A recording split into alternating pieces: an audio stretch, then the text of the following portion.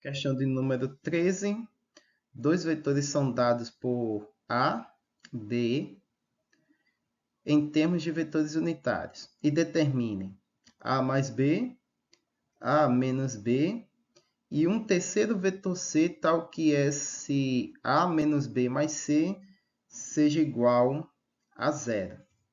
Então, vamos fazer a seguinte soma. Componente a componente. Então, nós temos o nosso vetor A, e JK, né, em termos de vetores unitários. Então, nós temos a componente x, que é 4, a componente y, que é 3, e a componente z, que é 1. Nós temos o nosso vetor B, e aí está cada uma das suas componentes em termos de vetor unitário. E vamos fazer a soma. A soma, a gente faz componente a componente. Então, nós temos as componentes x, 4 e menos 1, as componentes y, menos 3 mais 1, e as componentes z, 1 e mais 4.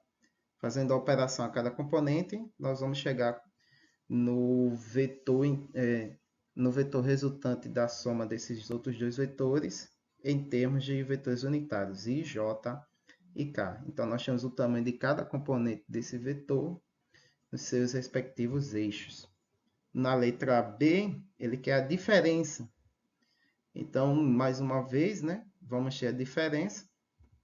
Então, nós vamos ter a componente A menos AB, só que na B um valor é negativo, então, na regra de sinais, nós vamos ter um resultado positivo ali, à frente do 1. Então, fica 4 mais 1. Na componente Y, para representar o nosso vetor J, menos 3 menos 1. E na componente Z, para o nosso vetor unitário K, nós temos 1 e menos 4. Fazendo a operação, nós vamos ter aí a diferença desses vetores em termos de vetor unitário. Na letra C, ele quer um terceiro vetor C, tal que o vetor que a gente descobriu na letra A seja nulo.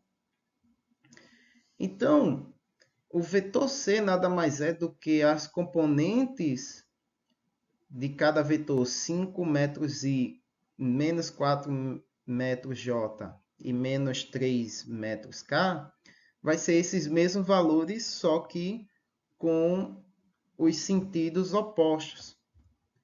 Você vai ter a componente C, que vai ter o mesmo tamanho em módulo da componente que a gente descobriu na letra B, só que no sentido oposto. Então, está no sentido positivo de x, aqui ele vai no sentido negativo, menos 5. A mesma coisa para o y, menos 4, então aqui fica mais 4. E na z, que é menos 3, então aqui vai ficar mais 3. Então, se a gente somar esse vetor com o resultado obtido pelo vetor B, pelo item B, nós vamos ter um vetor igual a zero, vetor nulo. Muito bem, é isso e até a próxima questão.